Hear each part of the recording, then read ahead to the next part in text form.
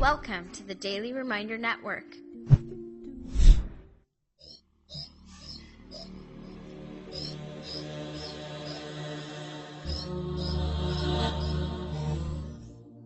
مجاہرہ کیا ہے مجاہرہ؟ مجاہرہ اس شخص کی طرف اشارہ کرتا ہے جو کوئی گناہ کرے اور پھر دوسروں کو بتائے۔ سنا سنایا لگتا ہے نا؟ یہ چیز بہت عام ہے فیس بک اور باقی سوشل نیٹ ورکس پر۔ آپ صلی اللہ علیہ وسلم نے فرمایا، اور یہ حدیث بخاری اور مسلم میں مینشن ہے، ابی ہریرہ رضی اللہ تعالیٰ عنہ روایت کرتے ہیں، کل امتی معافی الا المجاہرین، میری امت میں ہر شخص، ہر مسلمان قیامت کے دن بچ جائے گا سوائے ایک گروپ کے۔ انہوں نے فرمایا وہ جو سریعام اپنے گناہ دوسروں کو بتاتے ہوں گے۔ پھر انہوں نے آگے وضاحت کی، وَإِنَّ مِنَ الْمُجَاهَرَةِ أَن يَعْمَلَ الرَّجُلُ بِاللَّيْلِ عَمَلًا ثُمَّ يُصْبِحُ وَقَدْ سَتَرَهُ اللَّهُ فيقول يا فلان عملت البارحة كذا وكذا وقد بات يستره غبه ويصبح يكشف ستر الله عنه۔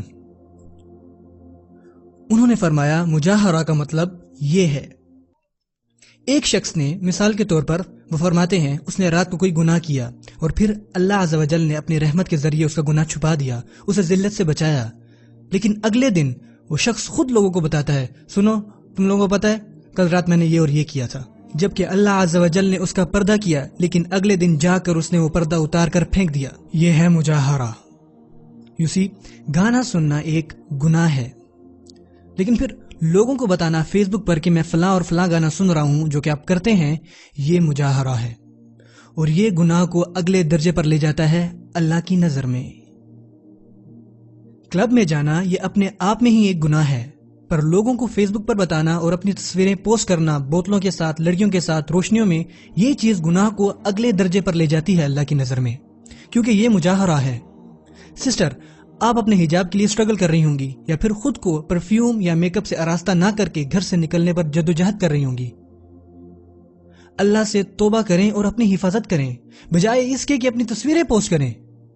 مجاہرہ ایک چھوٹے سے گناہ کو بہت بڑا بنا دیتا ہے، اور مجاہرہ اگر کوئی شخص اس پر جمع رہے تو ممکن ہے کہ وہ کفر میں مبتلا ہو جائے۔ کیوں؟ کیونکہ اصل میں مجاہر کیا کہہ رہا ہوتا ہے؟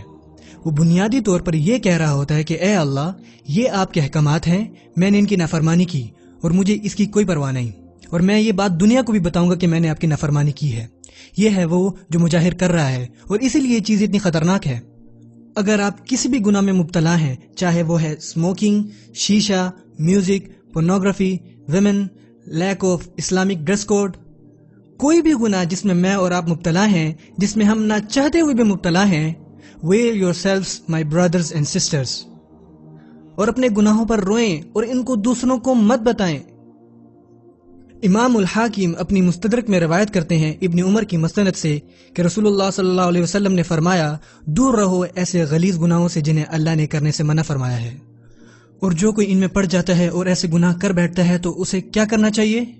اسے خود پہ پردہ ڈالنا چاہیے اللہ کے پردے سے، خود کو ڈھکنا چاہیے اللہ کے ڈھکنے سے، اور چاہیے کہ اپنے خالق سے معافی مانگے، اپنے گناہوں پر روئیں اور لوگوں کو مت بتائیں اس بارے میں۔ آپ اور میں کبھی اپنی تصویر نہیں لیں گے بیت الخلاء میں حاجت کے دوران، کیونکہ یہ غلیظ اور بے حیائی والا کام ہے۔ I swear by اللہ میرے بھائی اور بہنوں، اللہ کی نافرمانی کرنا زیادہ فلتھیئر اور زیادہ شیمفل ہے۔ پھر کیوں آپ ویسی تصویریں پوسٹ کرتے ہیں یا پھر ویسے اسٹیٹس اپڈیٹ کرتے ہیں؟ کیا اب ہم اتنے کمزور ہو چکے ہیں کہ ایک پیور چیز کو فلتھی اور فلتھی کو پیور سمجھتے ہیں؟ We have to veil ourselves. Donate now. Go to www.thedailyreminder.org/donate and stay updated by joining our network's social links.